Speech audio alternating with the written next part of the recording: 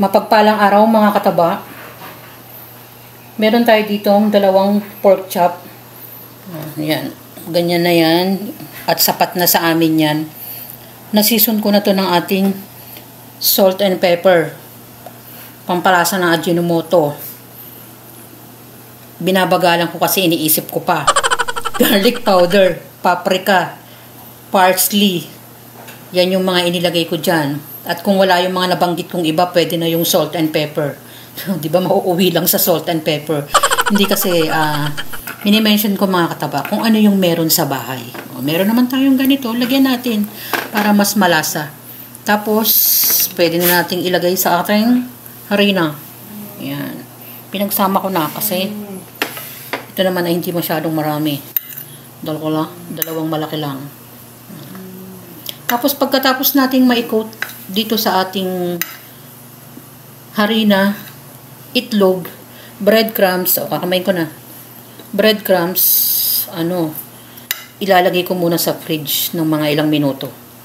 Yan, di ba? Ganun lang. Yan. Pagkatapos natin i-mekos-mekos, ilagay ko na sa itlog. At nagugas muna ako ng kamay dahil mapekat.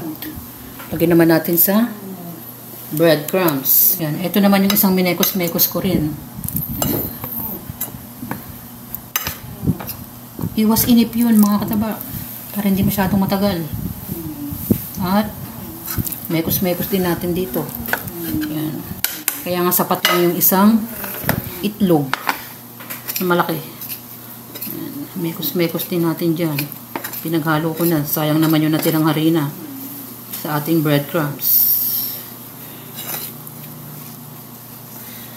Ganun lang. Tapos ilalagay ko yan sa fridge. Yan. Yan. Balikan natin. Balik. Pagkatapos natin i-coat, yung binabanggit ko na chilled ko muna siya ng mga ilang minuto sa rep para mas maganda siyang iprito.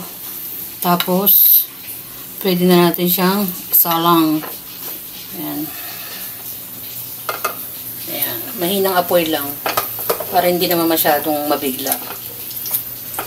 At takluban natin para makulog. Kuha ako ng pantakip. Ito ang ating walang kamatayang rice cooker. Sayang.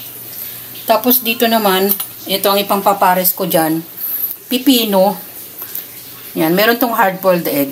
Tapos, naglagay ako ng konting mayonnaise, cheese. Season ko lang to ng ating konting paminta. Ganun lang kasimple ang ating pang-dressing. At iibabaw ko yung hard-boiled egg. Ganyan lang yung matchy-matchy natin sa ating pork. Breaded pork. Ayan. Balikan natin habang niluluto natin yung ating pork. Ayan. Luto ko na yung isa. Muntik pang matoasted ng tuluyan dahil busy. At ito naman yung isa. Ayan. Mga kataba. Masaya na naman ang aking mga boys.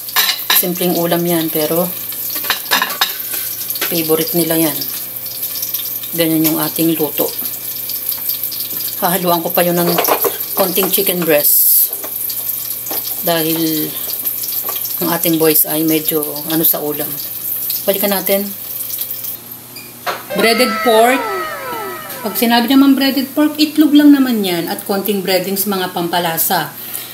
Yun naman kapartner niya, simpleng pipino salad din naman mga kataba. Mayonnaise lang yan. Nilagyan ko lang ng cheese. Ganun lang kasimple yung ating dish ngayon. At yan lagi yung nire-request ng aking mga boys. Yan ang pinakaisa sa paborito nilang pagkain. Yung pork chop na nilagyan ng breading. Kasama na rin yung chicken. Enjoy, kumain, at maging masaya. Salamat sa panunood. At bye! Ingat mga